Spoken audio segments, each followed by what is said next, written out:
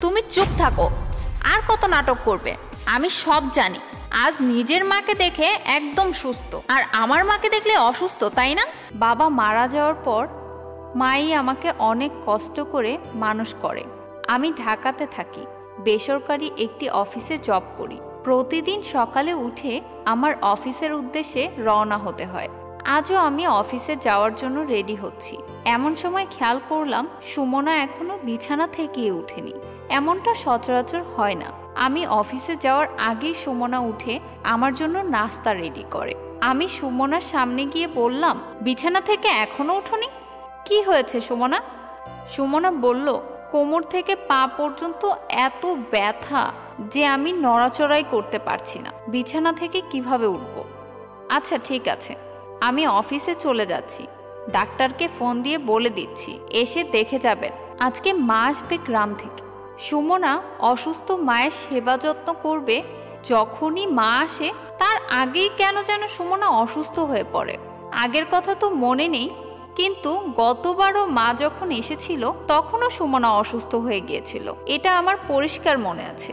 এর মধ্যেই ডাক্তার বন্ধু রিফাতকে ফোন দিয়ে বললাম সুমনাকে যেন দেখে আসে গিয়ে। অফিসে বসে কাজ করছিলাম, এমন সময় পিয়ন এসে একটা প্রেসক্রিপশন দিয়ে বলল ফয়সাল সাহেব যাওয়ার সময় দিয়ে গেছে। অফিসের কাজ শেষ করে বের হলাম, তবে যাওয়ার সময় সুমনার ওষুধগুলো নিয়ে নিলাম। কলিং বেল দিলাম। কলিং বেল দিতেই দরজা খুলে দিল মা।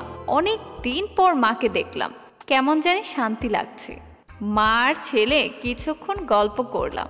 মা বলল, যা বাবা, ফ্রেশ হয়ে নে, আমি তোর জন্য খাবার রেডি করছি। রুমে গিয়ে দেখলাম সুমনা সুন্দর করে শুয়ে আছে। বললাম, এই নাও তোমার ওষুধ, খেয়ে তাড়াতাড়ি সুস্থ হও। সুমনা মুখ ভার করে বলল, সুস্থ তো আমিও হতে চাই, এরকম শুয়ে থাকতে ভালো লাগে নাকি কারো?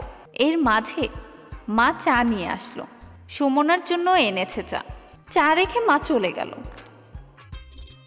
দেখেছো ছেলের বাসায় এসে মাকে কত কাজ করতে হচ্ছে। সুমনা বলল, তো কি হয়েছে? কাজ তো কাজই, আমি করি আর মাই করুক, একই তো কথা। আমি বললাম, না, এক হবে কেন? মা শহরে এসেছে ছেলের বাসায়, এসে কোনো কাজ করবে? আমি মোটেও চাই না। আমার মাকে আমি রানীর মতো রাখতে চাই। সুমনা কোনো জবাব দিল না। এ দুদিনে সুমনা বিছানা থেকে এক পাও নামেনি। মা এই দুদিনের রান্নাবান্না থেকে শুরু করে সকল কাজ করে রেখে দিয়েছে। মায়ের হাতের রান্না খেতে আমার বেশ ভালো লাগে, কিন্তু আমার বাসায় এসে মাকে প্রতিদিন কাজ করতে হয় বলে মন খারাপ হলো। পরের দিন সকালে অফিসে যাওয়ার আগে সুমনাকে জিজ্ঞেস করলাম, কি অবস্থা তোমার? ব্যথা কমেছে? বলল, আগের থেকে ভালো মনে হচ্ছে, আজ হয়তো বা হাঁটতে পারবে। আচ্ছা দেখো পারো কি না। আমি বেরিয়ে পড়লাম বাসা থেকে। রিকশায় উঠবো এমন সময় পিছন থেকে দারোয়ান ডাক দিল। বলল, আপনার জানালার পাশে এই ওষুধগুলো পেলাম, মনে হয় পড়ে গেছে, তাই এনে রেখেছি। দারোয়ানকে আমি ধন্যবাদ দিলাম। ওষুধটা নিয়ে রিকশায় উঠলাম অফিসে যাওয়ার উদ্দেশ্যে। ওষুধের প্যাকেটটা দেখে চিনতে বাকি রইল না, এইটা সুমনার ওষুধ, আমি কিনে এনেছি। বিকেলে বাসায় ফিরে দেখলাম সুমনা সম্পূর্ণ সুস্থ, বাসার ভেতর ভালোভাবে হাঁটাহাঁটি করছে। বললাম, বাহ, ওষুধটা ভালোই কাজ করেছে দেখি। খাচ্ছ তো ঠিক মতো ওষুধ? হ্যাঁ খাচ্ছি, বলেই সে রান্নাঘরের দিকে চলে গেল।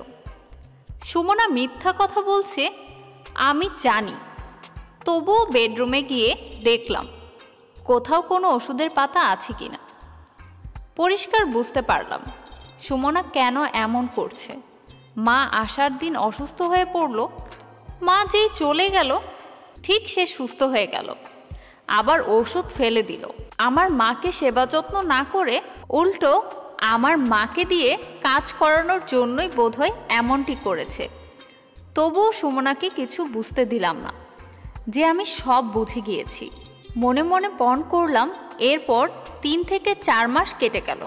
একদিন সুমনাকে জানালাম, মাকে আসতে বলেছি, রবিবার আসবে, বাজার টাজার আছে কি না আমাকে জানো।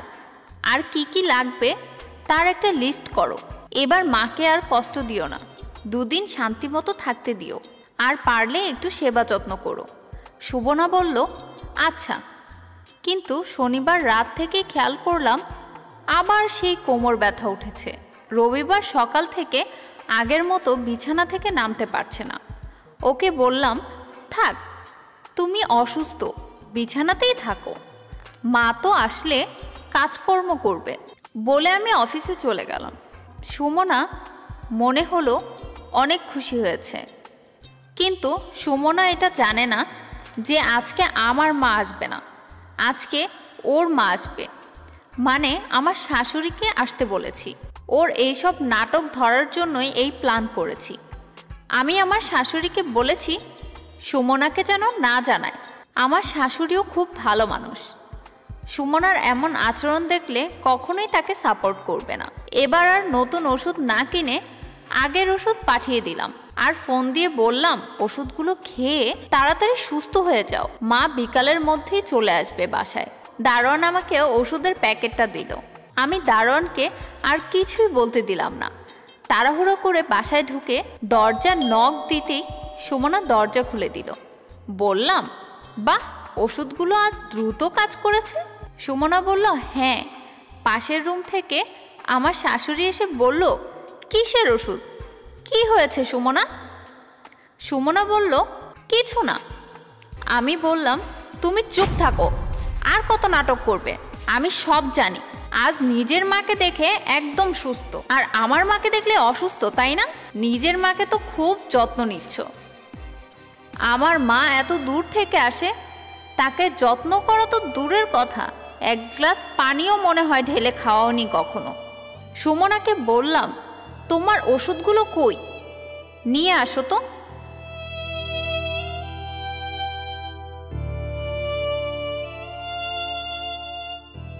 সে আর ওষুধগুলো দেখাতে পারল না। আমি আমার শাশুড়ি মাকে বললাম, মা, এই দেখুন ওষুধগুলো। সে জ্বালানা দিয়ে ফেলে দিয়েছে। আমার শাশুড়ি বলল, ছি ছি, তোর মতো মেয়ে আমার গর্ভে রেখেছি, আমার ঘৃণা হচ্ছে সুমনা। সুমনা বলল, মা, তুমি আমাকে মাফ করে দাও। আমি তোকে মাফ করার কেউ না, তোর শাশুড়ির কাছে মাফ চাবি। সে যদি তোকে মাফ করে দেয় তাহলে তুই মাফ পাবি। সুমনা সিদ্ধান্ত নিল গ্রামে গিয়ে মায়ের কাছে ক্ষমা চেয়ে তাকে ঢাকায় নিয়ে আসবে। তাই আসুন আমরা শাশুড়িকে মা ভাবতে শিখি। আমরা যারা মেয়েরা আছি আমাদের জন্যই সংসারে বেশি অশান্তির সৃষ্টি হয়। আমরা বুঝতে চাই না আমাদেরও একদিন তাদের মতো বয়স হবে, আমরাও কারো না কারো শাশুড়ি হব। আজ আপনি যা করবেন কাল আপনার জন্য তার প্রতিদান দাঁড়িয়ে থাকবে। তাই নিজের জন্য হলেও বর্তমানকে সঠিক কাজে লাগাই। ভিডিওটি যদি ভালো লেগে থাকে তাহলে অবশ্যই লাইক, কমেন্ট এবং শেয়ার করবেন, আর অবশ্যই কমেন্ট বক্সে আপনাদের মূল্যবান মতামত দিবেন। দেখা হচ্ছে আবার অন্য ভিডিওতে। আজকের জন্য আল্লাহ হাফেজ, ভালো থাকবেন সবাই। একদিন তো তুমিও মা বা শাশুড়ি হবে। তখনই ঋতুর জামাই সামনে এসে ঠাস করে একটা চড় দিল ঋতুর গালে, আর বলে উঠল, ঋতু একদিন সকাল সকাল তার জিনিসপত্র নিয়ে তার ভাইয়ের বাসা চলে এলো। এসে দেখতে পেল তার মা বাসায় নেই। তখন সে তার ভাইকে জিজ্ঞেস করলো, ভাইয়া, মা বাসায় নেই কেন? ঋতুর ভাইয়ের উত্তর যে এমন হবে তা সে চিন্তাই করতে পারেনি। ঋতুর ভাই সিফাত বলল, মা গ্রামে চলে গেছে। মা একা একা গ্রামে গিয়ে কিভাবে কি করবে, আর আমি তো বুঝতেই পারছি না, তুই যেতে দিলিই বা কেন? সিফাত বলল, আমি মাকে যেতে বলিনি। তখনই সিফাতের বউ এসে বলতে লাগলো, আমি মাকে চলে যেতে বলেছি। ঋতু জিজ্ঞেস করলো, কেন তুমি যেতে বলেছ ভাবি? আমার ঘাড়ের উপর আলাদা প্যারা ভালো লাগে না, তাই মাকে চলে যেতে বলেছি। আমি অবাক হচ্ছি ভাবি, তুমি মাকে প্যারা বলছো? সে তোমার শাশুড়ি, কিভাবে তুমি মাকে বেরিয়ে যেতে বললে? আর হ্যাঁ ভাইয়া, তুই কিছু বললি না, তুই কেনই বা মাকে যেতে দিলি? আমি আসলাম মার কাছে কয়েকদিন থাকবো। ঋতুর ভাবি তখনই বলে উঠল, আচ্ছা ঠিক আছে, তাহলে গ্রামে গিয়ে মায়ের কাছে থাকো না, কে মানা করেছে তোমাকে? আমি অবাক হচ্ছি ভাবি, তুমি এতদিনেও মাকে আপন করে নিতে পারলে না? সিফাত তখন সজোরে বলে উঠল, আহা কি শুরু করেছো তোমরা দুইজন, তোমাদের ঝগড়া ভালো লাগছে না কোনোটাই।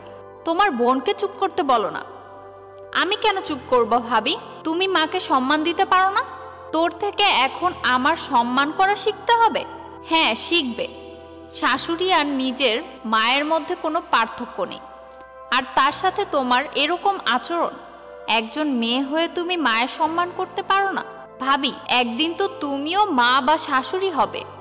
তখনই ঋতুর জামাই সামনে এসে ঠাস করে একটা চড় দিল ঋতুর গালে, আর বলে উঠল, নিজের মায়ের জন্য খুব কষ্ট হচ্ছে বুঝি? কি বুঝাচ্ছ তুমি ভাবিকে? আগে নিজেকে বোঝাও, তারপর অন্যকে জ্ঞান দিও। আমার মাকে বাড়ি থেকে বের করে দিয়ে বাপের বাড়ি চলে এসেছো, আর এখন এখানে এসে নিজের মায়ের প্রতি দরদ দেখাচ্ছ? তোমার মাই মা, আর আমার মা তো মা না, তাই না? ছি ছি, এক মুখে দুই ধরনের কথা বলতে তোমার একটুও লজ্জা লাগে না? ঋতুর ভাই ভাবি কিছুই বুঝে উঠতে পারছিল না যে কি হচ্ছে। ঋতুর ভাই তখন জিজ্ঞেস করলো, কি বলছো তুমি এসব? হ্যাঁ ভাইয়া, আপনি ঠিকই শুনছেন। ঋতু আমার মাকে নির্যাতন করে বাড়ি থেকে বের হয়ে যেতে বাধ্য করেছে, আর এখন আসছে নিজের মায়ের প্রতি দরদ দেখাতে। ঋতুর ভাই তখন বলল, আচ্ছা ঋতু, তুই এত কিছু বললি তোর ভাবিকে, তুই এমন আচরণ করতে পারলি তোর শাশুড়ির সাথে? আমি আমার ভুল বুঝতে পেরেছি ভাইয়া, আমাকে তোমরা মাফ করে দাও। তাই আসুন আমরা শাশুড়িকে মা ভাবতে শিখি। আমরা যারা মেয়েরা আছি, আমাদের জন্যই সংসারে বেশি অশান্তির সৃষ্টি হয়। আমরা বুঝতে চাই না আমাদেরও একদিন তাদের মতো বয়স হবে, আমরাও কারো না কারো শাশুড়ি হব। আজ আপনি যা করবেন, কাল আপনার জন্য তার প্রতিদান দাঁড়িয়ে থাকবে। তাই নিজের জন্য হলেও বর্তমানকে সঠিক কাজে লাগাই। ভিডিওটি যদি ভালো লেগে থাকে তাহলে অবশ্যই লাইক, কমেন্ট এবং শেয়ার করবেন, আর অবশ্যই কমেন্ট বক্সে আপনাদের মূল্যবান মতামত দিবেন। দেখা হচ্ছে আবার অন্য ভিডিওতে। আজকের জন্য আল্লাহ হাফেজ, ভালো থাকবেন সবাই। এক রাতে বোরখা পরা এক মেয়ে আমার কাছে রাতে থাকার জন্য আশ্রয় চায়। ব্যাপারটা গুছিয়ে বলা দরকার। আমি হেঁটে হেঁটে আমার বাসার নিচে আসতেই একটি বোরখা পরা মেয়ে দাঁড়িয়েছিল। এত রাতে একটা বোরখা পরা মেয়ে বাসার নিচে দাঁড়িয়ে থাকা নজরে লাগার মতো। আমি থমকে জিজ্ঞেস করলাম, আপনি কে? এখানে কি চাই? মেয়েটি আমার উদ্দেশ্যে বলল, আসসালামু আলাইকুম। এত সুন্দর কণ্ঠ আমি আগে কখনো শুনিনি। আমি মেয়েটার সালামের উত্তর না দিয়ে জিজ্ঞেস করলাম, কে আপনি? আর এত রাতে আমার বাসার নিচে কি করছেন? মেয়েটাও আমার কথার উত্তর না দিয়ে আমাকে জিজ্ঞেস করলো, আপনি কি মুসলিম? প্রশ্ন শুনে মেজাজ খারাপ হলো। মেয়েটাকে বললাম, হ্যাঁ মুসলিম, কিন্তু আমার প্রশ্নের সাথে আপনার উত্তরের কোনো মিল নেই। মিল নেই আমিও জানি, কিন্তু শুরুতে আমি আপনাকে সালাম দিয়েছিলাম, যার জবাব দেয়া আপনার উপর ওয়াজিব। আপনি কি এই ব্যাপারে অজ্ঞ? আমি হাঁ করে বোরখার আড়ালে মেয়েটার দিকে তাকিয়েছিলাম। নজরটা নিচে নামিয়ে প্রথমে মেয়েটার সালামের জবাব দিলাম, তারপর বোরখার আড়াল থেকে আবার মেয়েটা বলতে শুরু করে, আপনি কি আমাকে একটু সাহায্য করতে পারবেন? কি সাহায্য? আমি বাড়ি থেকে পালিয়ে এসেছি। আপনি কি আমাকে আজ রাত আপনার বাড়িতে থাকার সুযোগ দেবেন? সকাল হলেই চলে যাব। দেখুন, আমি দুঃখিত, এই ধরনের কোনো সাহায্যই আমি করতে পারবো না। মেয়েটা যেন আমার বলা কথার জন্য প্রস্তুত ছিল না, তাই বলার সাথে সাথেই মেয়েটা একটু দূরে গিয়ে আবার দাঁড়িয়ে থাকে। মেয়েটি বোরখা পরা, শুধু তার চোখ দেখা যায়। সেই চোখ দিয়ে দুফুটো পানি গড়িয়ে পড়ছে। চোখের পানিতে তার নিকাব ভিজে গিয়েছে, তবুও মুখের নিকাব খোলার কোনো প্রয়াস ছিল না। এই অবস্থা দেখে আমার মায়া লেগে গেল। আমার ভাবনা আবার উল্টে গেল। মনে মনে ভাবলাম, বিপদে পড়েই তো মেয়েটার সাহায্য চেয়েছে। আমি মেয়েটাকে ডেকে দিলাম, এই যে শুনছেন, চলুন আমার সাথে। মেয়েটা আমার কাছে আসলো। আমরা দুইজন সিঁড়ি দিয়ে উপরে উঠলাম। ঘরের কলিং বেল টিপতেই মা এসে দরজা খুলে দিল। প্রথমে আমার দিকে তাকালো, তারপর মেয়েটার দিকে তাকিয়ে কি জানি বুঝে একটা ছোট চিৎকার দিয়ে উঠল। বলল, রাব্বি, তুই আমাকে না জানিয়ে বিয়ে করে ফেললি? কত আশা ছিল তোকে বিয়ে করাবো। মেয়েটা এখনো চুপ করে আছে। আরে ধুর, কিসের বিয়ে করছি? ওনার সাহায্যের দরকার ছিল, তাই বাড়ি নিয়ে এলাম। মা আমার দিকে ভ্রু কুঁচকে চায় আর জিজ্ঞেস করে, বাড়িতে আবার কিসের সাহায্য? মা, সারাদিন কাজ করে এসেছি, আগে ফ্রেশ হই, কাপড় পাল্টাতে দাও, তারপর বলছি। আমি ক্লান্ত অবস্থায় ঘুমিয়ে পড়ি। সেই ঘুম ভাঙে ভোরে। ঠিক কটা বাজে আমার খেয়াল নেই। আমি বিছানা থেকে উঠে ডাইনিং রুমে গেলাম পানি খাবো বলে। এমন সময় দেখলাম যেই মেয়েটাকে রাতে নিয়ে এসেছি সে নামাজ পড়ছে। আমি কৌতূহল বশত এক পা দুপা করে মেয়েটির সামনে যেতে থাকি। মেয়েটা সালাম ফিরিয়ে হুট করেই আমার উদ্দেশ্যে বলে, আমার সামনে আসবেন না প্লিজ, আমি এখন নিকাব পরিহিতা নই, আপনি আমার চেহারা দেখে ফেলবেন, আমাকে পর্দা না করার কারণে আল্লাহর কাছে জবাব দিতে হবে। আমি থমকে দাঁড়ালাম। মেয়েটাকে ছোট করার জন্য আমি তাকে একটা প্রশ্ন করলাম, এতই যখন ধর্ম মানেন তাহলে বাড়ি থেকে পালালেন কেন? বাড়ি থেকে কি ভালো মেয়েরা পালায় নাকি?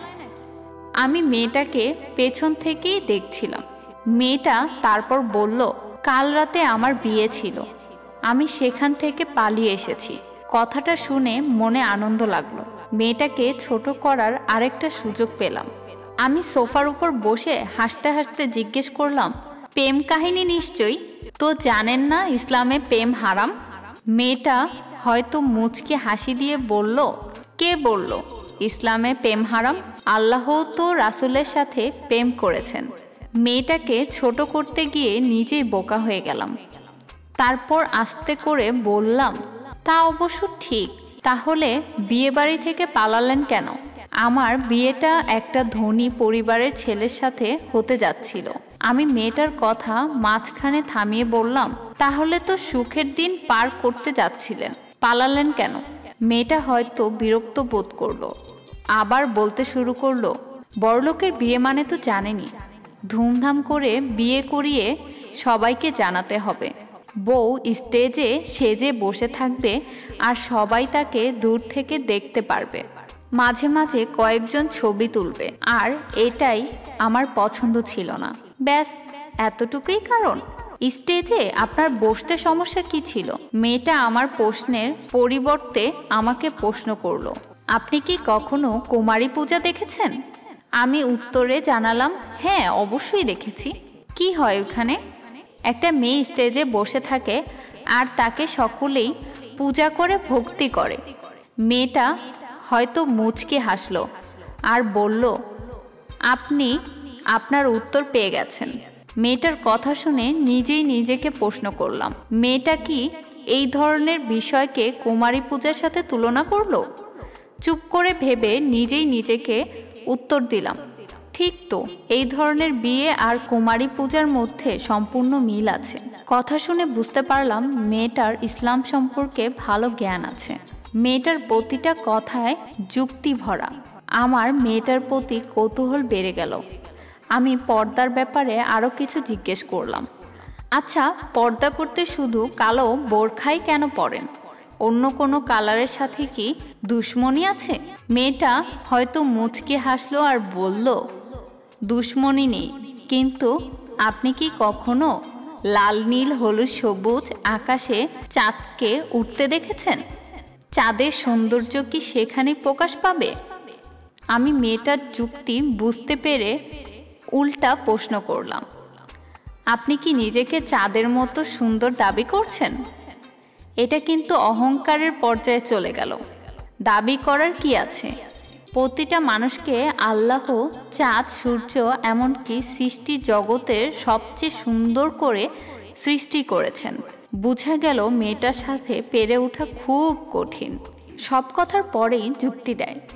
মেয়েটার প্রতি আমার শ্রদ্ধা বাড়তে থাকলো।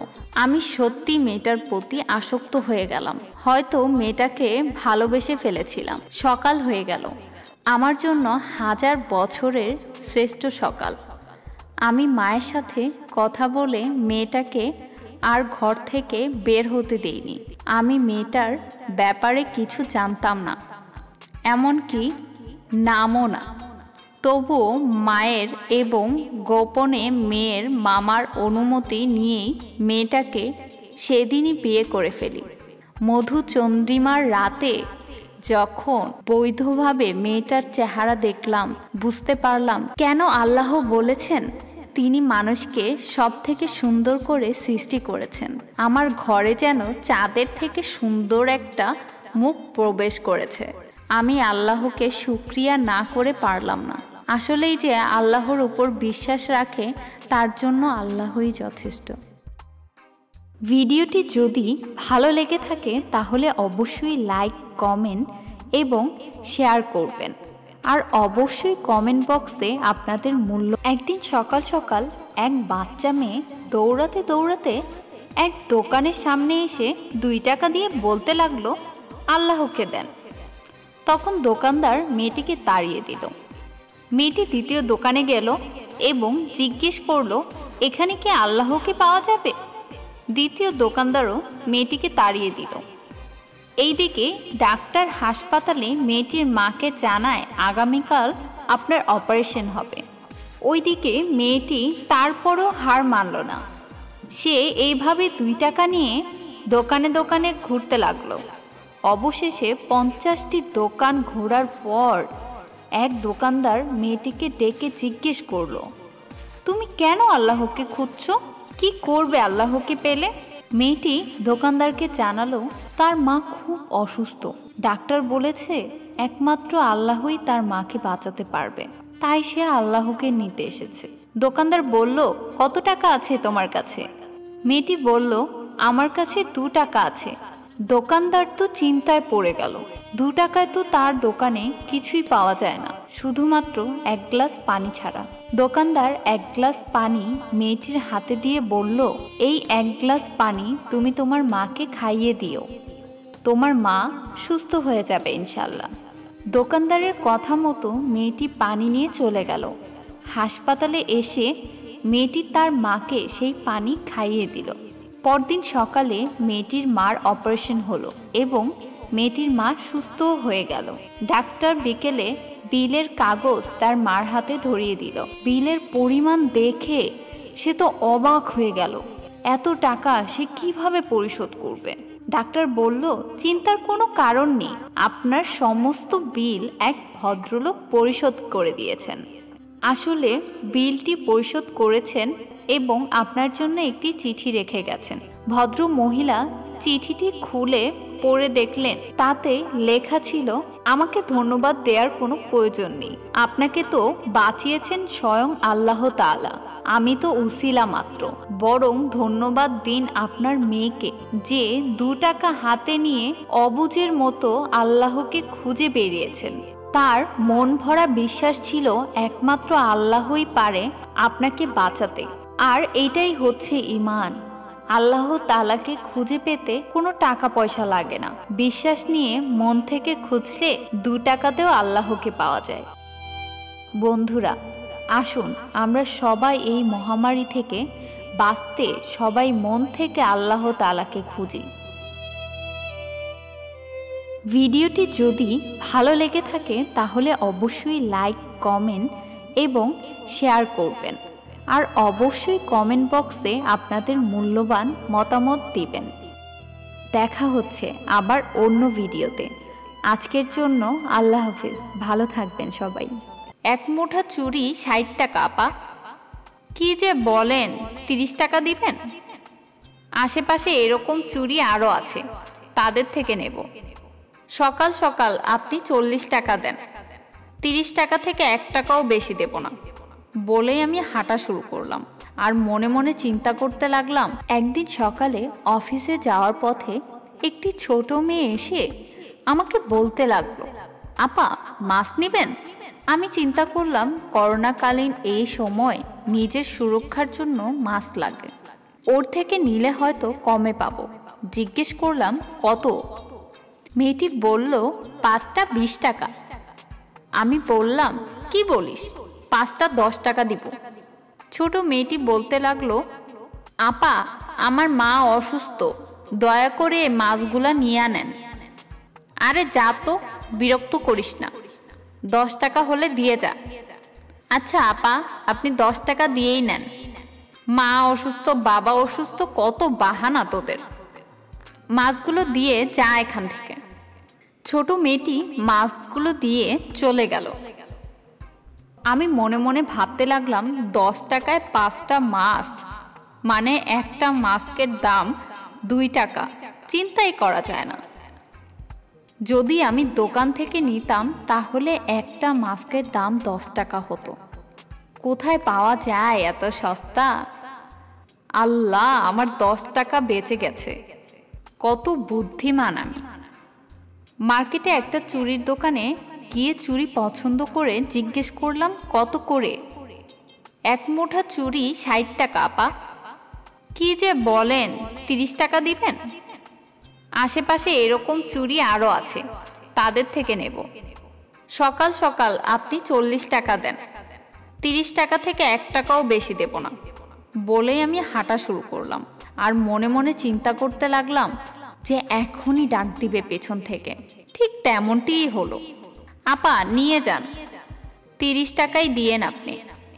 30 টাকায় যেহেতু দিবেন, এত নাটক করার কি দরকার ছিল? বনির সময় তাই দিলাম আপা। একটু সামনে হাঁটতেই জুতা ছিঁড়ে গেল। মনটা খুব খারাপ হয়ে গেল। গেলাম মুচির কাছে, বললাম মামা জুতাটা ভালো করে সেলাই করে দিন। কত নিবেন বলেন? 40 টাকা দিয়েন আপা আপনি। ভালো করে দেখে বলেন মামা, একটুখানি সেলাই করে দিবেন, এটা আবার 40 টাকা নেবেন? আমি দেখেই বলছি আপা। আমি বললাম 20 টাকা দিব মামা, হলে সেলাই করে দেন, নয়তো আশেপাশে মুচির অভাব নেই। আপা সকাল সকাল বনির সময়, কম দিয়েন না। কি রে মামা, সবারই এক কাহিনী, বনির সময় বনির সময়।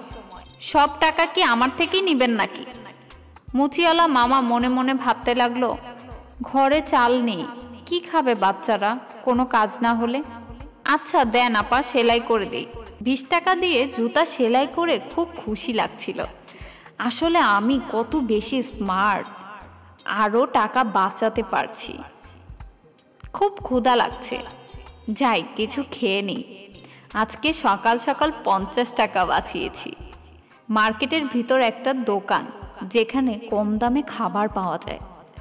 50 টাকায় স্যান্ডউইচ, আহ কত টেস্টি লাগছে। এটাকেই বলে স্মার্টনেস। দামাদামি করে টাকা বাঁচাও আর তা দিয়ে স্যান্ডউইচ খাও। খেতে খেতে ফিল করলাম বুক জ্বালা করছে। তারপর পানি খেলাম, ভাবলাম ঠিক হয়ে যাবে, কিন্তু ঠিক হলো না। আরও বুকের জ্বালাটা বাড়লো, আর বমিও হলো। রাতে শরীর বেশি খারাপ হওয়াতে হাসপাতালে গেলাম। ডাক্তার বলল আপনার ফুড পয়জনিং হয়েছে। আপনি কি খেয়েছেন? আমি বললাম স্যান্ডউইচ খেয়েছিলাম, আর তো কিছুই খাইনি। ওই স্যান্ডউইচের কারণেই আপনার ফুড পয়জনিং হয়েছে, ওটা নষ্ট হয়ে গিয়েছিল। আমি আপনাকে ওষুধ লিখে দিচ্ছি, কমপক্ষে 3 থেকে 4 দিন বেড রেস্টে থাকতে হবে। আর ওষুধগুলো ঠিক মতো খেলে সুস্থ হয়ে যাবেন। আর বেশি বেশি পানি খেতে হবে। 3-4 দিন কিভাবে রেস্টে থাকবো? আমার অফিসে জরুরি কাজগুলো শেষ করতে হবে। আপনার সুস্থতা জরুরি নাকি কাজ? এই ওষুধগুলো খান, জলদি সুস্থ হয়ে যাবেন। নার্স এসে আমার হাতে ওষুধের বিলের কাগজটি ধরিয়ে দিল। দেখতে পেলাম 1200 টাকা ডাক্তারের চেক আপ ফি, 2000 টাকার ওষুধ, আর অফিসের 50,000 টাকার লস। না আমি গরিবদের টাকা মারতাম, না 50 টাকা সেই স্যান্ডউইচ খেতাম, না আজ আমার এত লস হতো, না আমার এত খারাপ অবস্থা হতো। গরিবের টাকা মেরে খাওয়া, তাদের সাথে অযথা দামাদামি করা, অভদ্র আচরণ করা কোনো বুদ্ধিমত্তা বা স্মার্টনেসের কাজ নয়। গরিবের হকের টাকা মেরে খেলে 1 টাকার জায়গায় 10 টাকার সমান বের হয়ে আসে। আসুন আমরা অসহায় এবং গরিব মানুষদের সাহায্য করি। তাদের যদি কোনো জিনিস বিক্রি করতে দেখি, তখন আমাদের প্রয়োজন না হলেও সেই জিনিসগুলো আমরা ক্রয় করি। ভিডিওটি যদি ভালো লেগে থাকে তাহলে অবশ্যই লাইক, কমেন্ট এবং শেয়ার করবেন। আর অবশ্যই কমেন্ট বক্সে আপনাদের মূল্যবান মতামত দিবেন। দেখা হচ্ছে আবার অন্য ভিডিওতে। আজকের জন্য আল্লাহ হাফিজ, ভালো থাকবেন সবাই।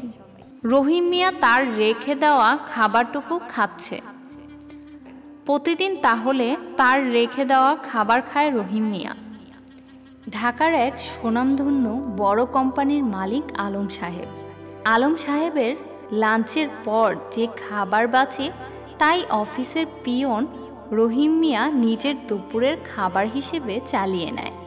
কারণ অন্যদের মতো এত ভালো খাবার খাওয়ার মতো সামর্থ্য নেই রহিম মিয়ার, আর তার পাশেও কেউ নেই যে তাকে রান্না করে খাওয়াবে।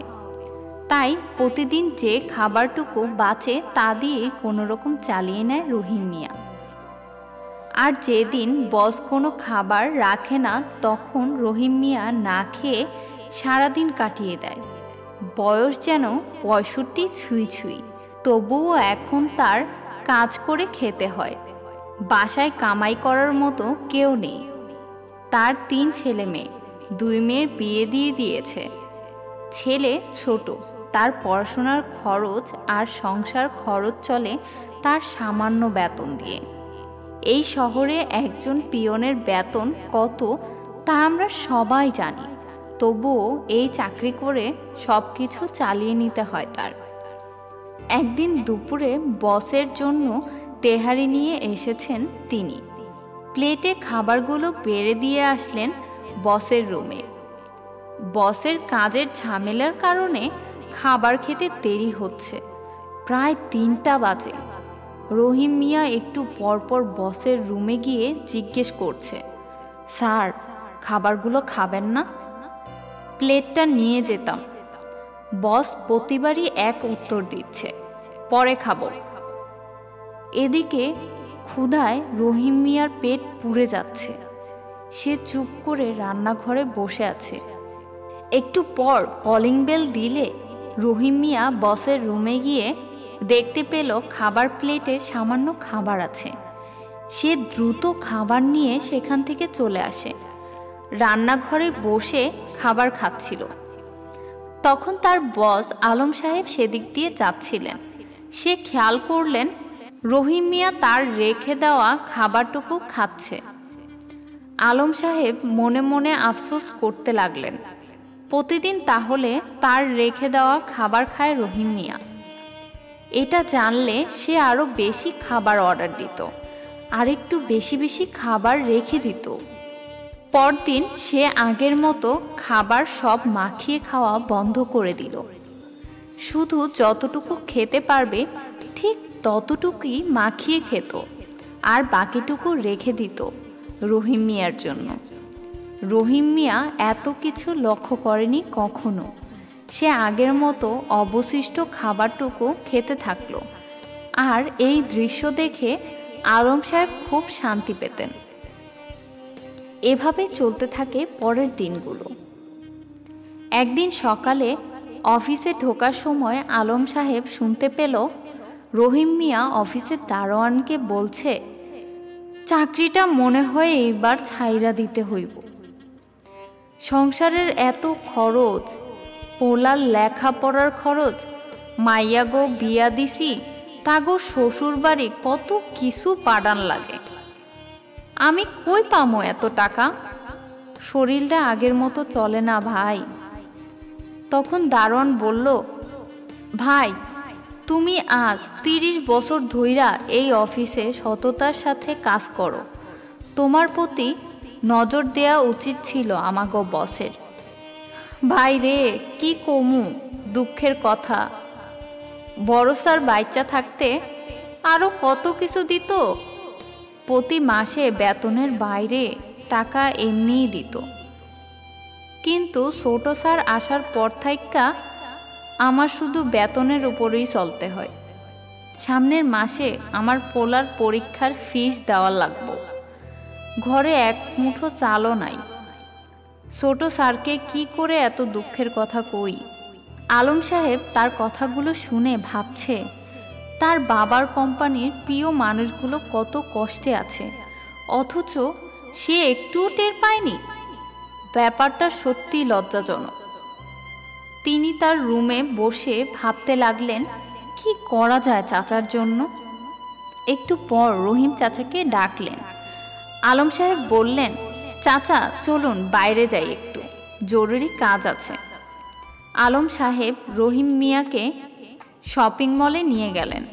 রহিম মিয়া ও তার স্ত্রী ছেলের জন্য কিছু জামা কাপড় কিনে তাকে নিয়ে রেল স্টেশনে গেলেন আর বললেন, চাচা এই নেন, এটা রাখুন, এখানে 50,000 টাকা আছে। এটা দিয়ে বাড়িতে গিয়ে ছেলের পরীক্ষার ফিস দিন আর বাজার সদাই করুন। আপনাকে আর চাকরি করতে হবে না। প্রত্যেক মাসে আপনার স্যালারি আপনার অ্যাকাউন্টে চলে যাবে। আপনার এখন থেকে ছুটি। আপনার ছেলের পরীক্ষা শেষ হলে ওকে পাঠিয়ে দেবেন। ওকে আমি আমার অফিসে চাকরি দেব। আমরা যেহেতু টাকা পয়সা নিয়ে কবরে যেতে পারবো না, তাই এই সমাজের ইন্ডাস্ট্রিয়াল বা প্রতিষ্ঠিত ব্যক্তি যারা আছেন, আপনাদের উচ্ছিষ্ট খাবার ও অর্থগুলো যদি বাঁচিয়ে রাখেন এবং তা গরিব দুঃখীদের মাঝে বন্টন করেন, তাহলে সমাজের অনেক অসহায় মানুষ তাদের জীবন সুন্দরভাবে চালিয়ে যেতে পারে। দয়া করে একটু চোখ বন্ধ করে ভেবে দেখবেন। ভিডিওটি যদি ভালো লেগে থাকে তাহলে অবশ্যই লাইক, কমেন্ট এবং শেয়ার করবেন। আর অবশ্যই কমেন্ট বক্সে আপনাদের মূল্যবান মতামত দিবেন। দেখা হচ্ছে আবার অন্য ভিডিওতে। আজকের জন্য আল্লাহ হাফিজ, ভালো থাকবেন সবাই। আমাদের একমাত্র বোনের জায়গা কোথায়? তখন বড় ভাই উঠে বলে, ওর আবার কিসের জায়গা? মেয়েদের কোনো ভাগ দেয়া হয় না, জানিস না? দুই ভাই ড্রয়িং রুমে বসে কি নিয়ে যেন পরামর্শ করছে। তখনই তাদের মা ওইখানে আসে আর বসতে বসতে বলল, কি বলবি বাবা তোরা, বল। মা, তোমার নামে যে জায়গাটা আছে না, ওই জায়গাটা কিন্তু আমরা আমাদের নামে করে নিতে যাচ্ছি। জমি জমা ভাগাভাগি হোক, এটা তাদের মা চাইতেন না। মায়ের শতবার নিষেধের পরও তার বড় এবং ছোট ছেলে মিলে জমি জমা ভাগাভাগির তারিখ ঠিক করে ফেলে। এই খুশিতে একমাত্র বোনও বাসায় চলে আসে। মেজ ছেলে খুব ছোটখাটো একটি মুদির দোকানে আছে। সে দোকানের উদ্দেশ্যে রওনা দিচ্ছে। তার দুই ভাই তাকে ডেকে বলে, আজ বাসায় থাক, আজ জমি জমা ভাগাভাগি করে ফেলি। একটু পর উকিল আসবে, কাগজপত্রে তোর সাইন লাগবে তো। মেজো বলে, তোমরা ভাগাভাগি করো, তোমরা যা দিতে চাও আমি তাই নিব। আমি রাতে এসে খুশি মনে কাগজে সাইন করে দিব। ছোট বোন বলে, আরে গাধা, তুই চিরকাল গাধাই রয়ে গেলি। তোর ভাগ্য ভালো যে তুই এত ভালো বড় ভাই এবং ছোট ভাই পেয়েছিস। মা বলল, মেঝো আজ বাসায় থাক। মায়ের কথা শুনে মেজো ছেলে বাসায় থেকে গেল। বড় ভাই বলল, আমরা সিদ্ধান্ত নিয়েছি ঢাকার 10 শতক জায়গার মধ্যে আমি 5 শতক আর ছোট 5 শতক নিব এবং সেখানে 10 তলা বাড়ি বানাবো। আর মেজর যেহেতু হাতে টাকা পয়সা নেই, বাড়ি বানানোর সামর্থ্য নেই, তাই ওকে গ্রামের বাড়ির ভিটাটা দিব। এ কথা শুনে মেজো ভাই চিৎকার করে বলল, তাহলে আমাদের একমাত্র বোনের জায়গা কোথায়? তখন বড় ভাই উঠে বলে, ওর আবার কিসের জায়গা? মেয়েদের কোনো ভাগ দেয়া হয় না, জানিস না? মেজো ভাই তখন বলল, আমি মূর্খ মানুষ, এত কিছু বুঝি না। আমার জায়গাটা তোমরা ছোট বোনের নামে লিখে দাও। দুই ভাই অবাক হয়ে বলে, আর তোর ভাগ? মেঝো ভাই হাসি মুখে মার দিকে তাকিয়ে বলে, আমার ভাগে মা আছে না? কি বউ, আমি ঠিক বলেছি না? বউ শাশুড়িকে জড়িয়ে ধরে বলে, এর চেয়ে বড় সম্পদ আর কি হতে পারে? মার মতো শাশুড়ি পেয়ে আমি সত্যি ভাগ্যবতী। ছোট বোন সবসময় গাধা বলা ভাইটিকে জড়িয়ে ধরে কাঁদতে কাঁদতে বলে, ভাইয়া আমাকে মাফ করে দাও, আমি তোমাকে বুঝতে ভুল করেছি। মেঝো ভাই বলে, শোন, আমাদের এ বাড়িতে যতটুকু অধিকার আছে ততটুকু তোরও আছে। তোরা কাছে থাক বা দূরে থাক, তোরা যেন আমার অন্তর জুড়ে থাকিস। তাই মাকে আমার সাথে রাখার সিদ্ধান্ত নিয়েছি, কারণ মায়ের গর্ভে আমাদের 9 মাস থাকতে হয়েছে। মা আমার সাথে থাকলে তোদের স্মৃতিগুলো আমার সাথে থাকবে। বড় ভাই এবং ছোট ভাই এই কথাগুলো শুনে দৌড়ে এসে কাঁদতে কাঁদতে মেঝো ভাইকে জড়িয়ে ধরে বলল, আজ তো তুই বাবার মতো আচরণ করলি।